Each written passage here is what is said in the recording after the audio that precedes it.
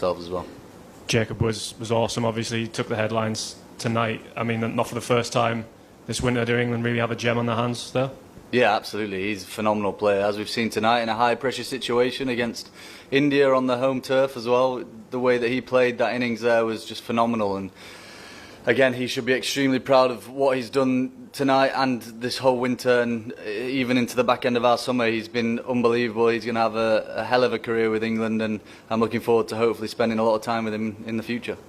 And there was a bit of a crossroads moment in India's innings. Did that drop of Samson sort of play on your mind quite a bit? Yeah, catches win matches, don't they? And unfortunately, it didn't stay in my hands. And yeah, it's just one of them things. Unfortunately, I didn't catch it, and he played a very, very good innings as well, and arguably won him the game. Does it linger? Did you keep thinking about it, or do you just sort of park it and move on? Yeah, obviously it's in the back of your mind. I kept on looking at the scoreboard, and he was piling the runs on. I was like, well, I'm going to have to get 89 tonight. And yeah, it's not ideal, but yeah, it's happened now. Just lastly, your first tournament in the books. I think you obviously touched on it a little bit earlier, saying you were proud, but how do you reflect on the tournament? Yeah, I think, like I said, we haven't been out of any game in this competition all the way until the last over, and yeah, I'm extremely proud of the way that the boys have stuck to their guns. They've done everything that I've asked of them. Me and Baz have asked of them, and the coaches, and yeah, we've been a hard team to beat, even in them tough situations, and we have unfortunately not won tonight. But again, we should be extremely proud of the way that we've almost chased down 250 on their home turf, with them knowing the best plans throughout the comp. Simon, go ahead. It's the most runs England has ever conceded in a T20, and the most India have as well. But can you just talk me through your thinking and your decision making as you were trying to stem the flow? Yeah, it's tough. They just have batsmen coming out of everywhere. Yeah, they've got some extremely good players. They're clean ball strikers. If you miss, you're going for 6 or 4. And unfortunately, we didn't probably execute as well as we could have done tonight, and that's cost us slightly. And alongside with some drop catches in there as well. And yeah, like I said before, though, I'm just extremely proud of the way that the boys have played this competition. I think you said yesterday that you've got a team that doesn't ever know that they're beaten.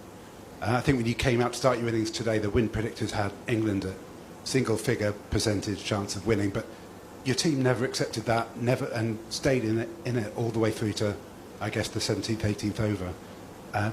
Does that make you? I mean, how does that make you feel? Yeah, again, extremely proud. They've done everything that we've asked of them. They've fought their arses off, and we've been in the game until the very last ball almost every game. And yeah, we've got some extremely good players in there, some extremely tough characters as well to play some of the innings that we have done this competition, and deliver some of the overs that we have done as well. Yeah, we've had a very good campaign, and unfortunately it's not paid off tonight. We've got Matt at the back, and then we'll go VJ, and we'll do a couple on this side as well. Go ahead, Matt. Harry, you'll be aware of the talk about Brendan's position coming into this tournament after what happened in Australia. Did that performance in the second half of that match show that you're still playing for him? Did what, sorry? Did the performance in the second half of the match there in the chase show how much you're still playing for him as a coach? Yeah, I've said plenty of times he's the best coach I've ever had, best head coach I've ever had. The way that he speaks to everybody, the way that he's got an aura in the dressing room, everybody looks up to him, and the things that he did in the game as a player was unbelievable, and he's just carried that into his coaching. The things that he's done over the 4 years that he's took over has changed English cricket for hopefully for the best. And yeah, like I said, he's the best head coach I've ever had. If the ECB chiefs, people above you, asked for your opinion on whether he should stay, what would you say? 125%. We've got VJ, please, at the back, and then Cricinfo at the back as well. Take about 4 more after this. Go on, VJ, please. Harry, can you please reflect on your wicket, the ball and the catch? And in the final analysis, 1 for 33 by Bumrah, how much was the impact on the final outcome? Yeah, he's a very good bowler. Arguably the best of all time at the minute. And Yeah, he's been a very good bowler for a long time. The Indians fielded extremely well. That catch was arguably one of the best catches I've seen as well. So yeah, hats off to them. Back of the room, please. Back left for us. Then we'll go to Simon, and then we'll do 2 down here to finish off. Go ahead. Harry, in the end, Jacob brought it to 1 stroke, just 1 6. In the end, nearly that. Can you talk about, you've played similar innings in your career, what happens in a T20 in the pressure, when the pressure keeps building up and you still are in that zone as a batter? And can you relate that to what Bethel did today?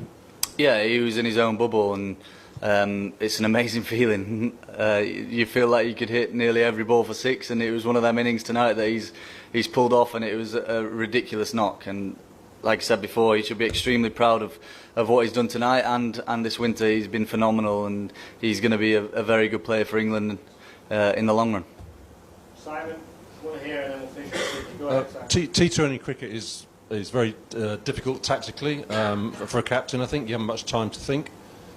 How do you think you've done in this tournament as a tactician, and how much has Baz put into the tactics that you've gone into the field with? How much of it is it you and how much him? I feel like I've done fairly well, to be honest. I'm quite an instinct captain. I make decisions on the field, and we've been getting a lot of messages from Baz off the field as well. And our partnership's been good throughout this competition and since I've taken over.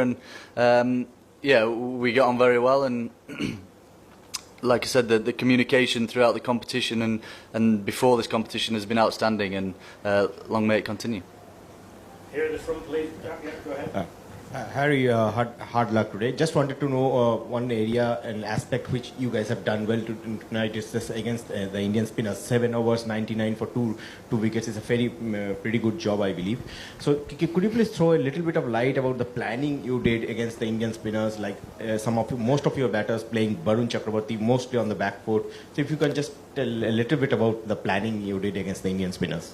Yeah, it's funny because every time we get asked about spinners, you're usually slagging us off. So it's nice to have a compliment about it for once. But yeah, we identified that Chakravarti's miss is probably short, and Bethel put him away early on. And as every bowler does, he tried to go a bit fuller and he hit him for 6 back over his head. And I think it's just the cricket smarts and just trying to figure out what their bowling attack's trying to do, and the matchups as well. So if you're facing a left-arm spinner as a left-handed batter, that's your matchup. You've got to try and take that over big. Last question, Sidney, please. Yeah, Harry, I know T20 cricket is all about batting, but when you get such belter of surfaces and bowlers are reduced to mere bowling machines, as a captain, how hard is it to sort of manage the bowlers, manage situations? Because at the end, again, today the margin was 7 runs in a 250-run chase. Yeah, it's tough, and when the opposition are going the way that they were playing extremely well, and like I said before, we misexecuted, and the ball's going out the park, and you've just got to try and take your time. I know that T20 cricket's a quick game, but you've got to try and make the most of the time that you've got to settle your nerves, or try and stay as calm as possible at the top of your mark, and you've got to be really all in with whatever delivery you're trying to bowl that ball. Okay, we're done. Thank you, everyone.